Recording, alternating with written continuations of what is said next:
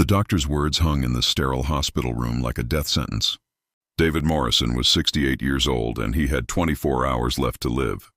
Severe heart failure. His heart was failing rapidly, and there were no donor hearts available. The transplant list was weeks long. He didn't have weeks. The medication had stopped working. His organs were shutting down. The hospital had done everything medicine could. Now it was just a matter of time. David sat alone in his hospital bed, watching the clock tick away his remaining hours. His ex-wife wouldn't return his calls. His 2 adult children had visited once, distant and unsure what to say to a dying father they'd barely known. His only sibling had died years ago. He had no grandchildren, no close friends, no one waiting for him. He'd spent his life building a career as an accountant. 60 hours a week at the office, numbers, spreadsheets, climbing the corporate ladder. He'd missed his children's childhoods. He'd neglected his marriage.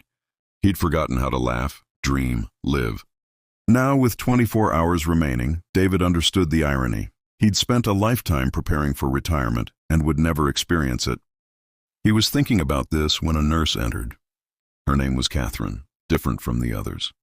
She was older, perhaps in her 70s, with gray hair and kind eyes that showed she'd seen suffering and learned not to look away. "How are you doing?" Catherine asked. "I'm dying," David said flatly. "In 24 hours I'll be gone. My heart is simply giving up." Catherine didn't flinch. She nodded and sat beside him. "Tell me something," she said. "In your life, what made you happiest?" David paused. "I don't know. I was always too busy working to figure that out." Catherine left, then returned 30 minutes later with a guitar, old but well-maintained. "I play sometimes when patients need it," she said, and began. The music was beautiful, soft, mournful, yet hopeful. As she played, David felt something shift. He began to cry, not from fear, but from the sadness of a life unlived. When she finished, she took his hand. "I'm going to tell you something," Catherine said. 30 years ago, I was in a hospital bed like yours. I had severe heart failure. Doctors gave me a week to live." David looked at her, surprised. Then something unexpected happened. A donor heart became available. Against all odds, I was matched. I got a second chance. "Why are you telling me this?" David asked. "Because," she said, "sometimes when we think we're at the end, we're at the beginning. Sometimes life gives us what we need, not what we expect. And sometimes that gift comes from a stranger's final act of love." Catherine visited every few hours. She played guitar. She listened. She asked about his dreams, regrets, hopes. Slowly, David began to talk, really talk, about the life he wished he'd lived. At 6 a.m., his cardiologist rushed in. "Mr. Morrison, there's a heart available." "A perfect match. We need to move immediately." "Are you willing?" David looked at Catherine. She smiled, tears in her eyes. "Yes," David whispered. "I want to live." The transplant was successful.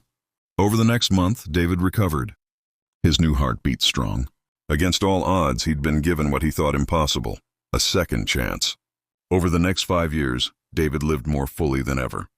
He reconciled with his children. He became a grandfather. He learned guitar from Catherine. He volunteered at the hospital, sitting with dying patients, giving them what Catherine gave him, the gift of being truly seen. When Catherine passed away peacefully at 82, David was at her bedside. He held her hand and thanked her, not just for saving his life, but his soul. "You gave me 5 years I never expected," he said. "You taught me how to live."